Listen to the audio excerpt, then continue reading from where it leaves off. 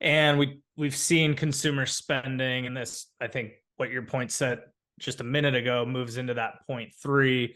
Consumer spending has been on the up and up, but we have seen a break over this last reporting cycle. So point three coming in, American consumer takes a breath, and again, you say maybe.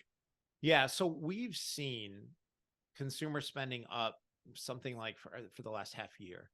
And, the stock market, Wall Street got excited last week when retail sales came in down 1% in October relative to September. So we do a lot of different comparisons. What this is saying is the consumer spending was down from the prior month, but up from the prior year. So we compare to September, spending was down 0.1%.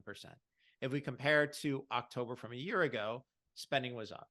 And so part of the reason spending is up is financing costs are higher. Now, everybody listening to this, you guys know, right? If you bought a house, what's happened to your mortgage rates? They've gone up. If you financed a car, right, your financing costs have gone up. And the same thing, Americans buy a lot of big ticket items on credit, things like furniture.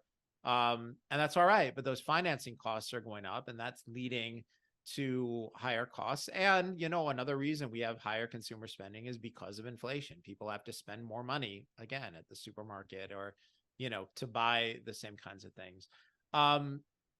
So again, the reason I'm slightly skeptical about this, and I don't think this metric is manipulated like the CPI is. I think, this retail sales are retail sales, and this number is harder to screw around with. But, in the written version of the five things, I have a graph of retail sales from 1992 up through last month. So we're talking about more than 30 years. And what you see is you can draw a straight line upwards and to the right of growing retail sales, growing consumer spending straight through. And there's a little drop in 2008 when we had the financial crisis. There's a big, very, very temporary drop in 2020 at the beginning of COVID when nobody went out, nobody spent on anything. But if you skip that trough there, what we've had is an increase in spending over the last couple of years, and that line goes straight through. And so, for people who are saying, great, we've had a 0.1% reduction in consumer spending, that's going to put less pressure on inflation. And, there's certain concern for retail going into the holiday season. My answer on that is maybe, because it's again a situation where, yeah, it's down 0.1%, but from an all-time record high. The US consumer is still spending like, their credit cards are either not maxed out or like they don't intend to pay the bill, and they'll max it out and then leave the credit card companies with the debt. We'll see what happens. Yeah, that's going to be interesting because it's like you see all of this inflation, everything's more expensive across the board. Credit card debt's at an all-time high, Right. yet spending continues to accelerate. My question actually would be, okay, of that retail sale calculation, I mean, what is that including, and is there certain things that are getting excluded? Meaning, is that consumer spending because it costs more to get less and it's buying necessities, meaning that lifestyles are just unaffordable, even for gas, food, right, all the necessities. So Rob, that's a great point. And some of the big retailers have actually addressed that over the last couple of quarters. This has been a theme in retail.